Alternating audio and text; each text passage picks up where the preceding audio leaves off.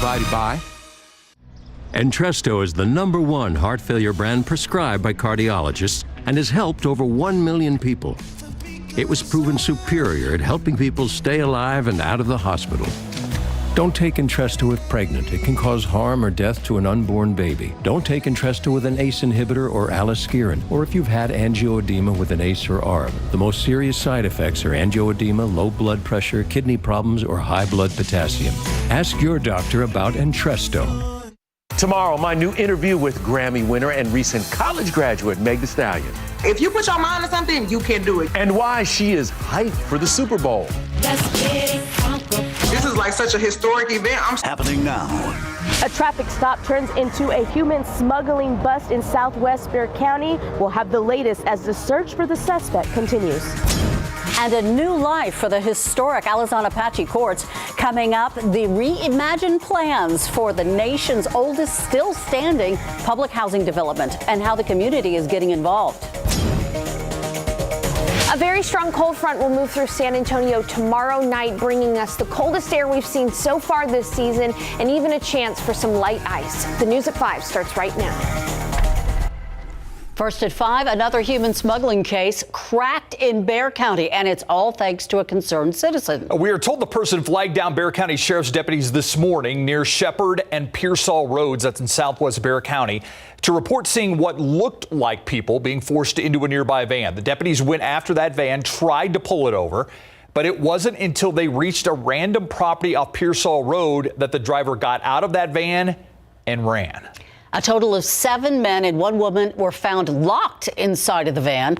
None of them were hurt, but they were very hungry and thirsty. They've been walking through the desert, the woods for probably 2 or 3 days. And then they were forced into one truck that they said they were forced to be transported face down. They were told not to look at anything, look at anybody. And at that point, they were, in their words, thrown into this van that we see them here. All 8 people taken into federal custody. As for the driver of the van, a search for him was done by drone. He was seen wearing jeans and a Western shirt, but at this time, he's still considered to be on the run. San Antonio police are investigating a man's death after his body was found at a park north of downtown. Here's what we know so far. The man was found around 1 o'clock this afternoon. His body was in a creek at Aheta Park. SAPD now calling his death suspicious. A woman killed while crossing the highway Sunday, identified tonight as 26-year-old Marie Delgado. San Antonio police say she was hit by a driver in the overnight hours on Sunday. This was along Loop 410 near I-10 in Fredericksburg. Police say when she was hit, Delgado was at a place where pedestrians are not allowed. They say the driver did stay at the scene and was taken into custody for DWI.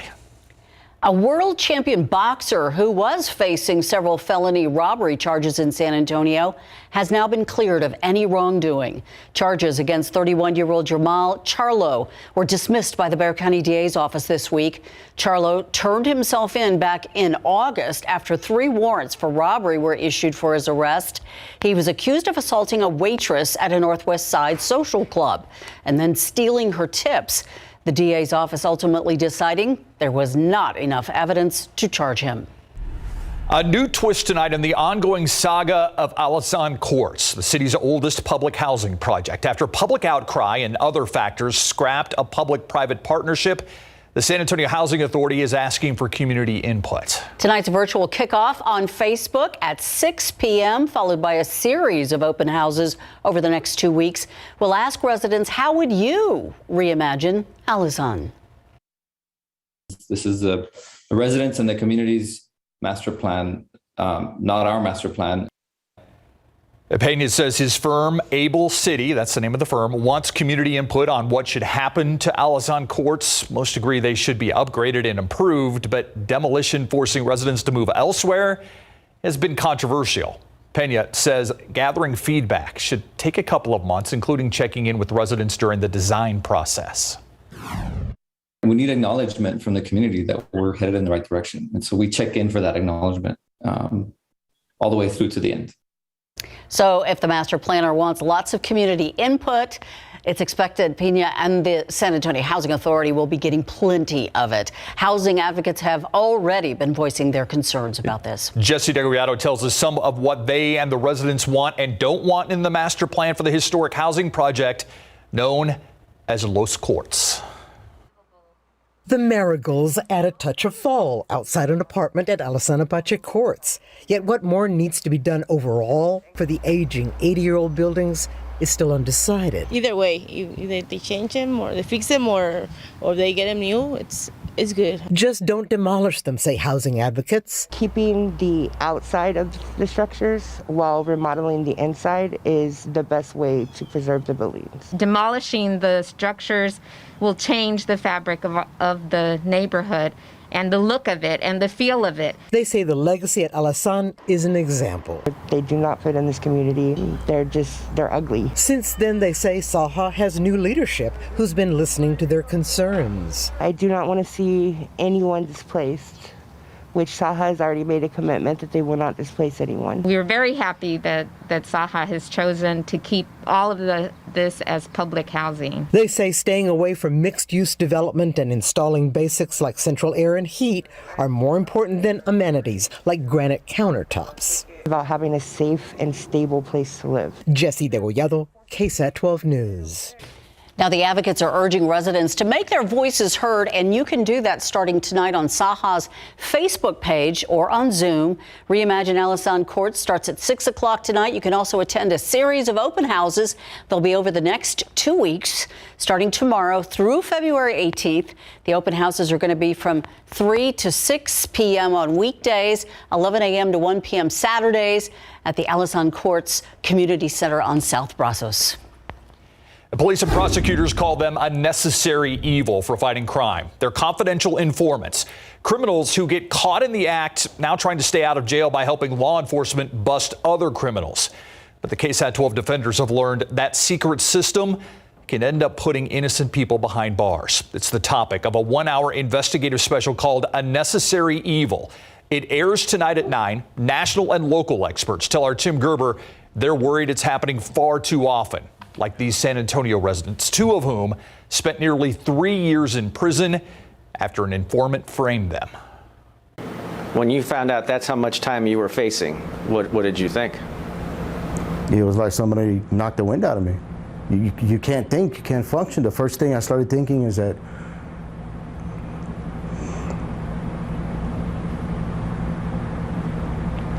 my parents are old.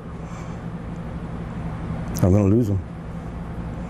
I'm the only son. I'm supposed to be taking care of my parents. How did this happen? What are local officials doing to stop it from happening to you? You'll see it all and more in this KSAT 12 special program. It airs tonight at 9 o'clock. We want to take a look outside with the traffic authority, and we have got some TransGuide shots of I-10 at De Zavala and Highway 90 at Couples. It looks as though traffic, though, moving pretty good, and for once, the roads are dry. The city of San Antonio, along with partner agencies, held a virtual press conference ahead of this week's cold snap. SAPD TxDOT says they will monitor elevated highways and flyovers closely and may shut them down before they freeze. CPS Energy said the biggest threat could be high winds. However, their systems and crews are ready to meet the demand and expect a peak demand on Friday morning. The Bexar County Office of Emergency Management says warming centers in Leon Valley and China Grove will open tomorrow at 7 p.m. and remain open through Saturday at least. And we are preparing for that very strong cold front, which will move through tomorrow night. If you live up in the hill country, you may have gotten an alert that you are under a winter storm watch. Notice that is north of San Antonio. For those areas, a light glazing of ice is going to be possible on bridges and overpasses Thursday between 3 a.m. and 6 p.m. We'll talk, of course, a little bit more about how the hill country could be impacted by ice. But today was a beautiful day. We were able to get up into the 70s. 70s across the board for many of our weather watchers, 70 in Universal City as well. And tonight is going to be a quiet evening. Temperatures are going to fall to near 55. By midnight, we'll actually see some fog develop. And most of your Wednesday will not be cold. Again, that cold front is going to arrive tomorrow night, and it's going to bring some of our coldest air that we've seen so far this winter. Of course, we'll talk about the ice. We'll talk about what we can expect here in San Antonio and across the state of Texas. And I'll give you the 411 to make sure you're informed. Steve? Thank you, Sarah. And with downright cold temperatures coming our way, you may be digging out the extra coats, the blankets, and the space heaters. Before you plug one in, 12 on your side's Marilyn Moritz says it's important to use them correctly and safely.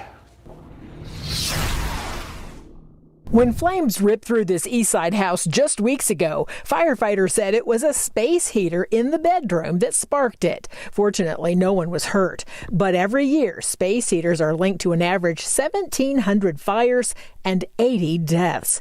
Often it's not the appliance that's the problem. It's the person using it in an unsafe way. Always make sure to keep space heaters at least 3 feet away from other furniture, curtains, or anything else combustible. When plugging them in, go directly into the wall outlet. Don't use extension cords or power strips. These may not be able to handle the current and start a fire. A few more reminders. Don't put space heaters on rugs or in a child's bedroom. Don't leave them on when you leave the house or when you go to sleep. If your power should go out for a while, a portable generator can keep the lights, fridge, and other essentials running, but these are not ever meant to be in an enclosed space or inside at all. These run on gasoline and emit carbon monoxide fumes, so should be at least 20 feet from the house. Some models have an emergency carbon monoxide shutoff. And make sure your smoke and carbon monoxide alarms installed on each floor and in or near each bedroom have working batteries. Marilyn Moritz, KSAT 12 News. Metro Health reporting 4,568 new COVID cases in Bexar County and 19 more deaths.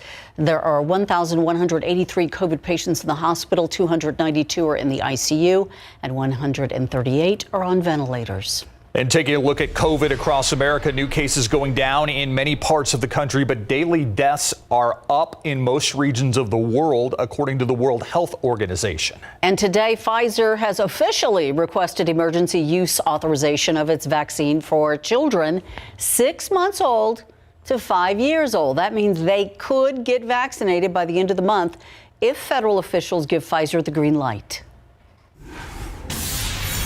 Staying on top of your health throughout the pandemic hasn't been too easy for everyone. It's why this weekend, 2 local nonprofits are holding a free mammogram event. We're going to tell you what you need to know when we come back.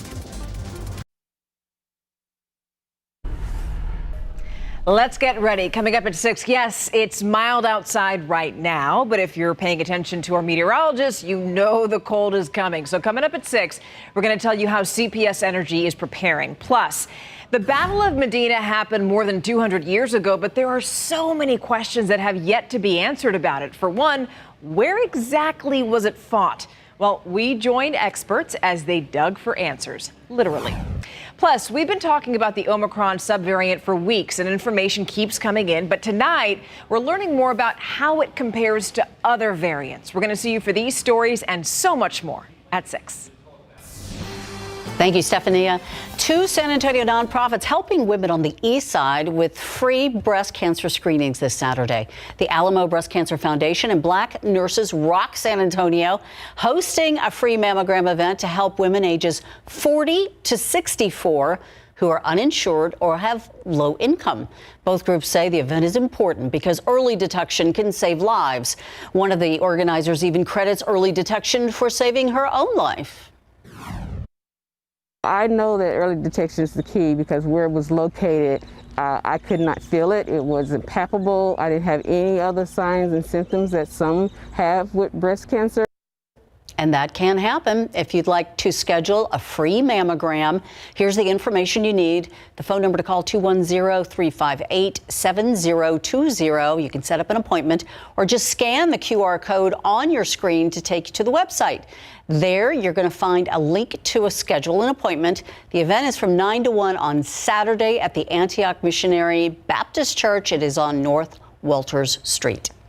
Tesla drivers, this story's for you. The National Highway Traffic Safety Administration issuing a safety recall for 54,000 Tesla vehicles.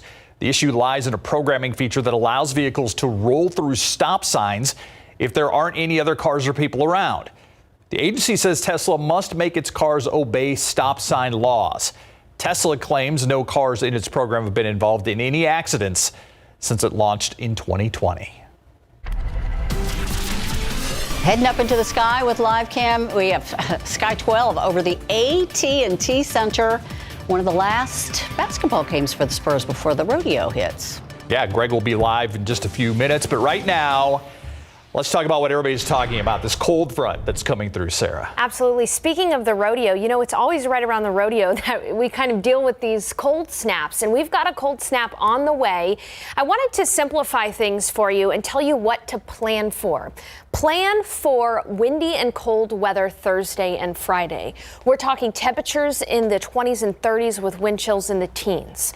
Secondly, plan for temperatures to be below freezing for up to about 24 hours straight, especially from Thursday afternoon into Friday afternoon.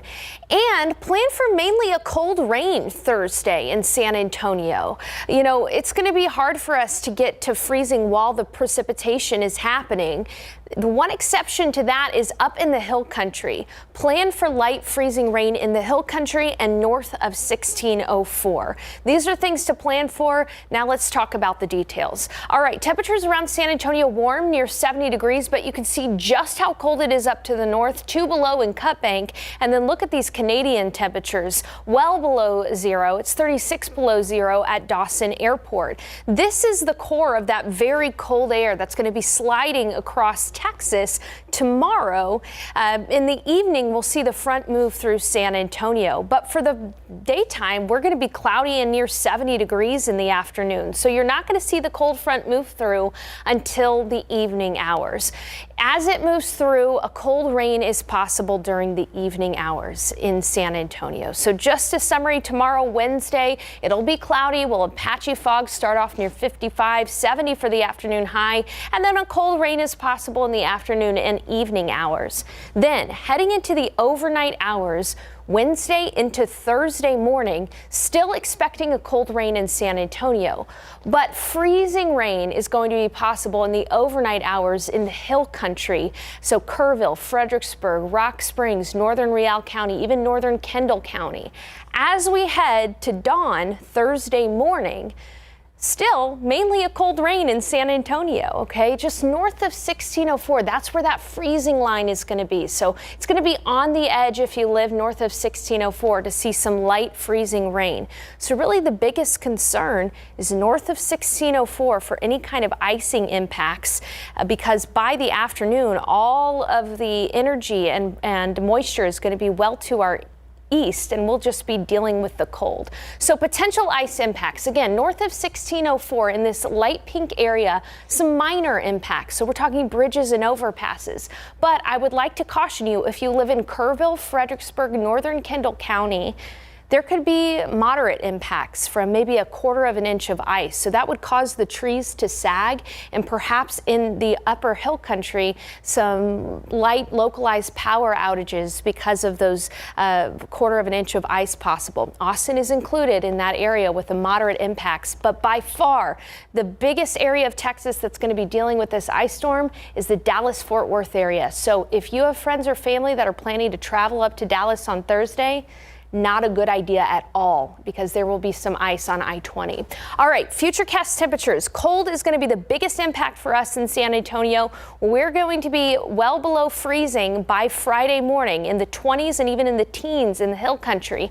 And here's the kicker. Because it's going to be windy with gusts up to 35 miles per hour, we could have wind chills in the single digits and below zero up in the hill country. So cold is going to be the biggest impact. You're going to want to prepare for a freeze, a hard freeze Thursday night and Friday night. Remember the 4 Ps. Bring those pets inside, cover up those plants or bring in sensitive vegetation. Check on people without central heating. Insulate exposed pipes, especially if you live in the country and deal with an older home that doesn't have those pipes that expand. But look at that. By Saturday, we'll be well above freezing in the afternoon. So I've been stressing that this event is not as intense in duration as last year's February 2021 winter storm, and we're not going to be as cold either. Thank you so much, Sarah. All right, let's go live to the AT&T Center now. Greg Simmons standing by. Greg, the Spurs at full strength tonight, we hope? Yeah, it's a tale of two teams, really, when you look at it tonight. It's the Spurs at full strength, and the Warriors are resting just about everybody, including Steph Curry and Klay Thompson. When we come back, more about tonight's big game in the Western Conference standings. And also, it is official. Tom Brady is retiring. Good afternoon, everybody, and welcome live to the AT&T Center, where the Spurs will tip off their final 3-game homestand before they head out on their 8-game rodeo road trip by hosting the Golden State Warriors tonight. Now, the Spurs will be at full strength tonight after they were down 3 starters in the 115-110 loss to the Suns in Phoenix on Sunday night. DeJounte Murray, who just completed the best month of his career in the NBA with 4 of his franchise-tying 14 triple-doubles, nursing a left knee contusion. Jakob Poeltl had back soreness, and Derek White resting. But luckily for the Spurs, the Warriors have decided to rest most of their stars, including Steph Curry, Klay Thompson, Andre Iguodala, Draymond Green, and Andrew Wiggins. Still, they are always a tough opponent. The Warriors are a great team. You know, they have a great head coach, and they, but, I mean, we played them last time, and we had got to win out there and go to state. I think all we got to do is be confident and, just talk. On defense is going to be big communicating with talking and just having a great game plan that we already talked about. And, I'm just ready to go out there and compete and execute. I think all of us are confident and ready to go out there and just, compete. All right, the reason for the skeleton crew is that the Warriors played last night, defeating the Rockets in Houston 122-108. In that game, the Warriors were only leading by 4 points, and Steph Curry took off. He scored a career-high 21 fourth-quarter points, part of his 40-point performance that included 4 of his 7 three-pointers in the final period. Did Steph know he was in a zone after struggles in January, where he watched his average dip by 6 points? You know when you're in that zone, but you always feel like the next shot is going to start a vibe like that. That's why obviously, there's no secret how I've been shooting the ball recently, but the confidence is always it just takes one to ignite a night like that in the fourth quarter like that. See if the Spurs can steal a win tonight at 7:30. Pro football coverage, powered by Davis Law Firm. After days of speculation and reports, it is now official. After a 22-year career in the NFL, Tom Brady is retiring. The greatest of all time made that announcement on social media today after winning more Super Bowl championships than any team in the NFL. 7 in all, 6 with the New England Patriots, 1 with the Tampa Bay Buccaneers. But after defending Super Bowl champs were eliminated by the Los Angeles Rams 30-27 in the divisional playoffs, Brady felt it was time for him to get on with the next chapter of his life at 44 years of age. He said in part, "I've always believed the sport of football is an all-in proposition. If 100% competitive commitment isn't there, you won't succeed. I'm not going to make that competitive commitment anymore. I've loved my NFL career, and now it's time to focus my time and energy on other things that require my attention," which would be his family. Live from the AT&T Center, Greg Simmons, KSAT 12 Sports. One of the greats walking away. Thanks, Greg. We'll miss him. We'll be right back. It'll be mild for most of the day tomorrow, but a strong cold front will arrive in the evening hours. That'll bring us a cold rain through Thursday with a light ice possible in the hill country, and we are going to be cold. Potentially from Thursday afternoon through Friday afternoon, we could be below freezing, so start those freeze preparations right now. But again, we'll be above freezing by Friday afternoon, and the weekend features sunshine, although it will be chilly. Thank you. And thank you for watching the News at 5. World News up next. We'll see you back here at 6.